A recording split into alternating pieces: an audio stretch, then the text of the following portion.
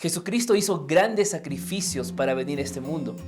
Jesucristo corrió grandes riesgos a fin de poder darnos la salvación. ¿Sabes? Si hay algo que Dios espera de ti y de mí, y lo hizo durante todo este trimestre, es que podamos ser cristianos comprometidos con la predicación del Evangelio. La palabra de Dios quiere que nosotros podamos salir de nuestra zona de confort y empecemos a vivir lo que realmente creemos. Y si creemos en la palabra de Dios, pues es tiempo de vivirla y de compartirla con los demás. Por eso la lección de esta semana lleva por título Un salto de fe. Y es que si hay algo que tenemos que tomar en cuenta en esta última lección, es que tenemos que ir a la práctica, vivir solo para Cristo. Este es el comentario de la lección de la escuela sabática y aquí empezamos.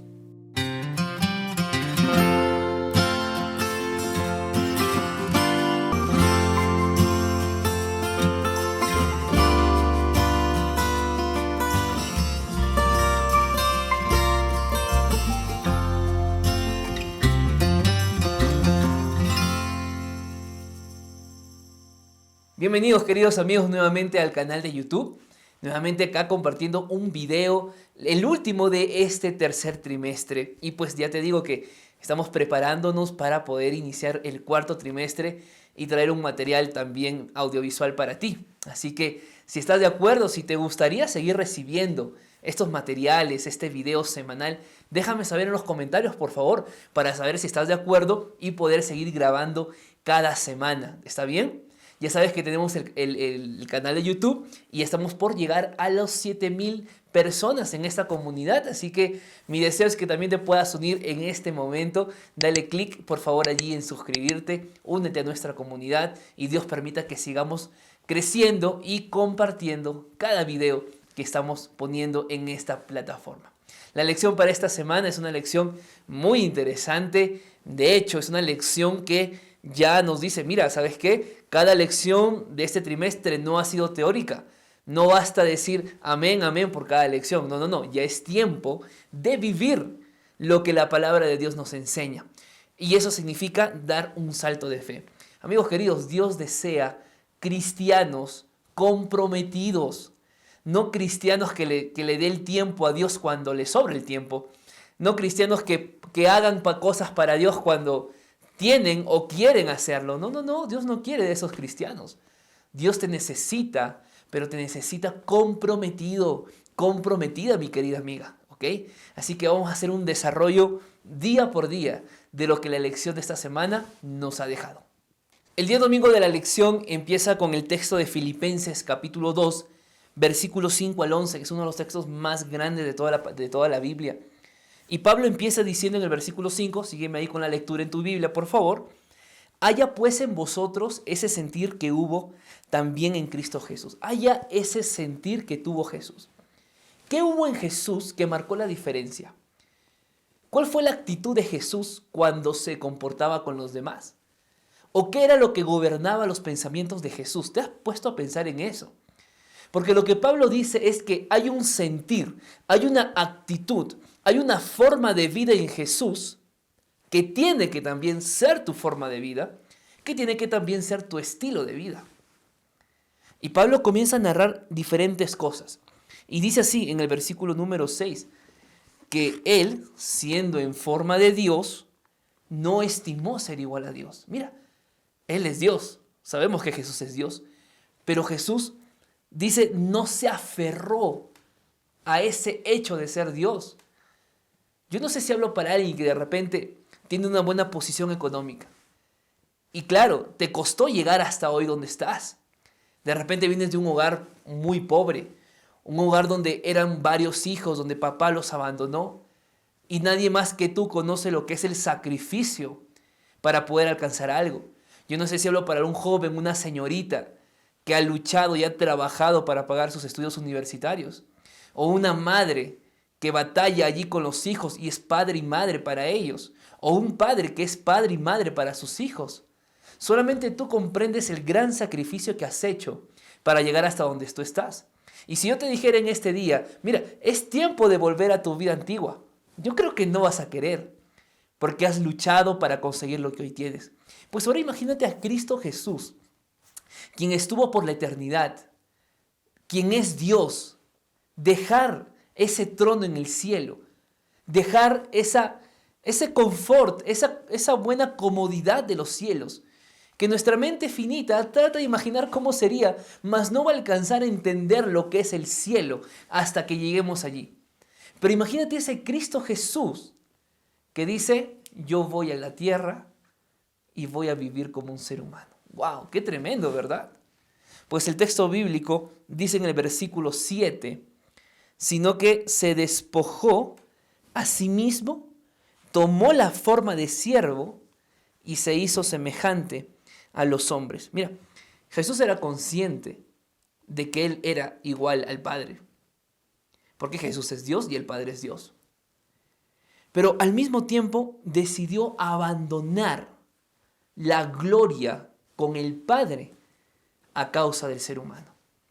Y vino a este mundo, dice el texto bíblico, se vació a sí mismo, se despojó a sí mismo y se hizo siervo. Y la palabra siervo en griego es doulos, que significa esclavo. Y el esclavo es sinónimo ¿de qué? De obediencia. Y lo que hizo Jesús al venir a la tierra fue ser un siervo, fue ser un esclavo, fue enseñarnos lo que significa ser obediente hasta la muerte. ¡Qué maravilloso! El texto continúa diciendo que en el versículo 8, mas aún hallándose en la condición del hombre o de hombre, se humilló a sí mismo, haciéndose obediente y obediente hasta la muerte y muerte de cruz. Mira, Jesús mismo se condiciona. Vamos a utilizar ese término. Jesús se condiciona a un ser humano. Jesús viene a vivir como un ser humano. Jesús abandona su gloria. Fue tentado como tú eres tentado, como yo soy tentado. Claro, Él nunca pecó. Pero el texto bíblico dice que Jesús se hizo humilde, se humilló a sí mismo. Mientras que cualquiera prefiere enaltecerse, mientras que cualquiera prefiere recibir buenas cosas, recibir aplausos y abrazos de la gente, Jesús vino y se humilló. Él decidió ser humilde. Y la humildad lo llevó a la muerte. Y esa humildad que lo llevó a la muerte, esa humildad lo llevó nuevamente al cielo. ¿Sabes qué espera Dios de nosotros? Que seamos humildes, amigos.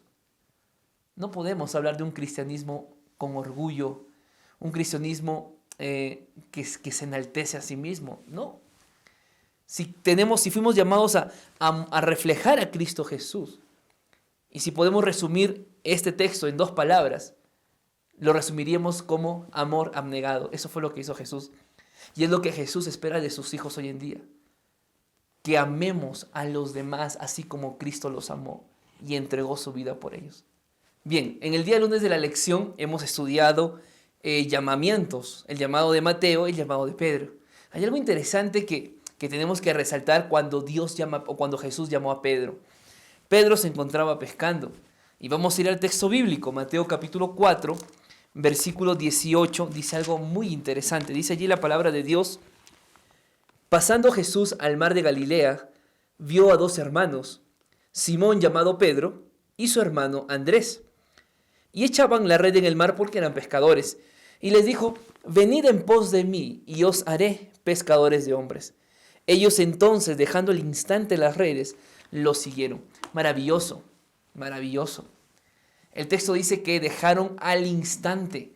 Ellos no se preguntaron a dónde íbamos, Jesús, o qué haremos, Jesús, pero cómo es el estilo de vida, Jesús, o espérate, Jesús, que me despida de mis amigos. No, ellos dejaron todo al instante.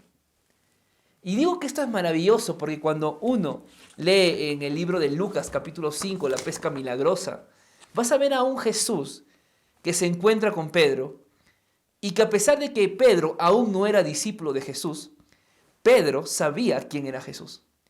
El tema es que Pedro nunca, hasta ese momento, decidió comprometerse con Jesús.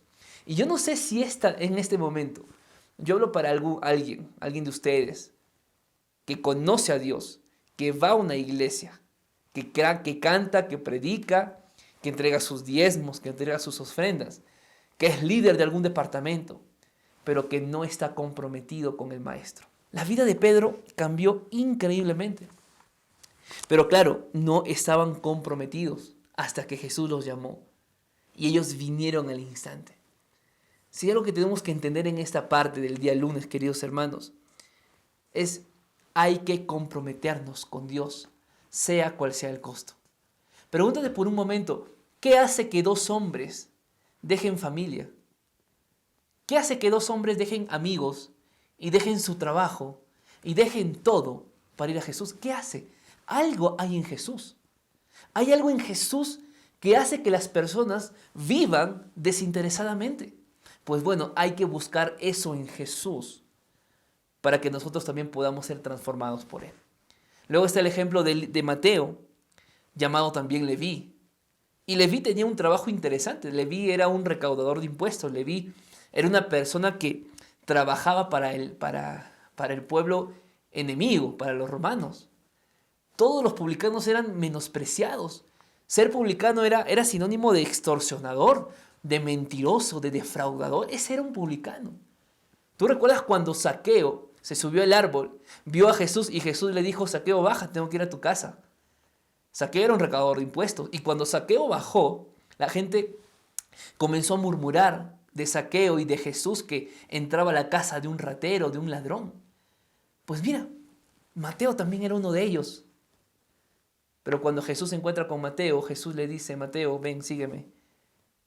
Y en aquel momento, Mateo dejó todo para ir a Jesús. Yo creo que el problema entonces, hermanos queridos, no es Jesús. Yo creo que hay algo en tu vida, hay algo en mi vida, que nos está impidiendo ser como Mateo, ser como Pedro. Hay alguna costumbre, hay alguna adicción, hay algún pecado, hay algún mal sentimiento en nuestra vida que nos está haciendo de barrera para ir a Jesús. Pero yo te pregunto, ¿vale la pena seguir a Jesús? ¿Sí o no? Claro que vale. Y vale todo. Pero si aún no estás comprometido, examina tu vida. Revisa qué hay allí y tienes que sacar eso. Yo sé que tú puedes. En el día martes de la lección vemos a otro gran hombre, el mejor predicador de todos los tiempos ahí en la palabra de Dios. Luego de Jesús, claro está. Estoy hablando de Pablo. Pablo, quien antes de ser perseguido, era un perseguidor. Quien antes de sufrir injusticias, persecuciones, golpes, era él quien propiciaba todas esas cosas contra los cristianos. Bueno, lo cierto es que cuando una persona conoce a Dios, cambia su vida. No conozco a alguien que vive en comunión con Dios y que su carácter siga siendo el mismo. No lo hay. Todo aquel que vive cada día a los pies de Cristo Jesús, refleja a Cristo Jesús cada día en su vida. Y eso fue lo que justamente pasó con Pablo. Y no vamos a analizar aquí toda la vida de Pablo, pero cuando uno analiza, por ejemplo, los hechos de Pablo, los sufrimientos de Pablo, y ves a un Pablo allí en la cárcel cantando. ¿Quién está en una cárcel cantando? ¿Quién está en un momento de injusticia celebrando? Nadie. Pues Pablo lo hacía. Y Pablo escribía allí en Filipenses 4:4 y decía: gozaos, regocijaos siempre en el Señor. Regocijaos siempre. Pero ¿cómo? Si estoy pasando aflicción, ¿cómo me voy a regocijar? Es que Pablo había entendido lo que era ser un cristiano. Pablo había entendido lo que era despojarse a su vida, a su zona de confort, salir de su tranquilidad, salir de su pasividad e ir allí al fuego, donde, como en Perú decimos, donde las papas queman, y comenzar a vivir una vida cristiana realmente activa. Eso fue lo que hizo Pablo. Y vas a ver que llama la atención que cuando Jesús llamaba a los discípulos, no llamaba a hombres intelectuales. Jesús llama como misioneros a 2 endemoniados. Jesús llama como misionera a una samaritana. Llama como una misionera a una prostituta. Llama para que sean discípulos a un recaudador de impuestos. Va a la casa a comer con un recaudador de impuestos. Llama a pescadores y ahora llama a un perseguidor como Pablo. ¿Qué pasa con Jesús? ¿Qué pasa con Jesús? Hay un problema en Jesús que llama a las personas que ante los ojos humanos no tienen mayor esperanza. El problema no es Jesús, el problema somos nosotros que a veces y muchas veces cuestionamos, prejuzgamos, tenemos preconceptos de personas simplemente porque no se visten como nosotros, o porque no hablan como nosotros, o porque no tienen la ropa que nosotros. ¿Te das cuenta?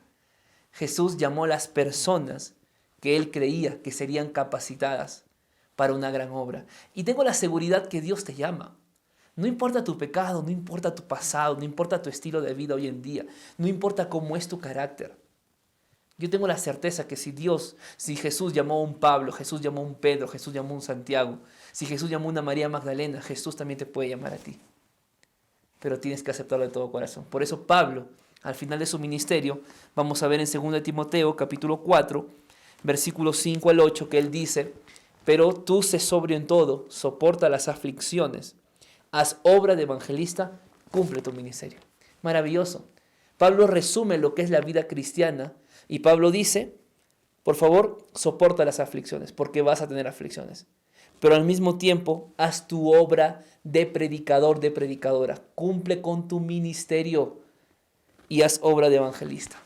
Amigos, no hay excusa alguna para predicar el evangelio. Pablo no lo hizo, ni siquiera en la cárcel. Y Pablo terminó diciendo: he peleado la buena batalla, he acabado la carrera, he guardado la fe, y lo único que me queda es recibir la corona de justicia. ¿Quieres recibir la corona de justicia? Pues pelea la batalla, no te rindas. Pues corre la carrera, no te desanimes. Pues guarda la fe, no tambalees en ella. Y al final del tiempo va a pasar lo que tiene que pasar. Dios te dará una corona de vida eterna. En el día miércoles de la lección vemos el encuentro de Jesús que tuvo con los discípulos luego de que resucitó. Pero si tú te das cuenta, este encuentro con Jesús era muy similar al encuentro registrado en Lucas 5 en la pesca milagrosa. Tanto Lucas 5 como Juan 21 narran dos eventos muy similares con casi los mismos personajes y Jesús haciendo el mismo milagro frente a la falta de pescado o de peces que había en aquel momento. Pero lo maravilloso y donde centramos la lección en este día miércoles es que el amor tiene exigencias y también el amor se manifiesta en acción. Yo no puedo decir que amo a alguien y no mostrar ese amor. Si yo amo a alguien, yo lo muestro con actos, no con palabras solamente. Y allí está Pedro encontrándose con el maestro después de que Pedro había negado a Jesús. ¿Tú recuerdas cuando Jesús le dijo a Pedro: mira, no digas más, le dice, ¿no? No digas más, porque tú me vas a negar. Y cuando me niegues el gallo va a cantar y ahí te vas a dar cuenta. Y ahora Pedro y Jesús se encontraban nuevamente acá, a orillas del mar, comiendo pescado, pero para poder pedirle a Pedro la muestra de su amor hacia él. Pedro negó 3 veces al maestro y Jesús le hace 3 preguntas a Pedro. Aunque parecen ser preguntas similares, hay una diferencia que quiero que lo analicemos en este momento. En el versículo 15 vamos a ver que Jesús le dice a Pedro: Pedro, ¿me amas más que a estos que están acá? Y Pedro le dice: Señor, tú sabes que te amo. Y por segunda vez, en el versículo 16, le vuelve a preguntar y le dice: Simón, hijo de Jonás, ¿me amas? Y Pedro le dijo: Señor, tú sabes que te amo. Y en el versículo 17 dice, le dijo por tercera vez: Simón, hijo de Jonás, ¿me amas? Y Pedro se entristeció y le dijo: Señor, tú sabes todo, tú sabes que te amo. Parece un texto un poco complicado, ¿verdad? ¿Por qué Jesús preguntaría 3 veces a Pedro lo mismo si aparentemente la respuesta es la misma? Bueno, acá hay 2 palabras que tenemos que entender con respecto a la palabra amor.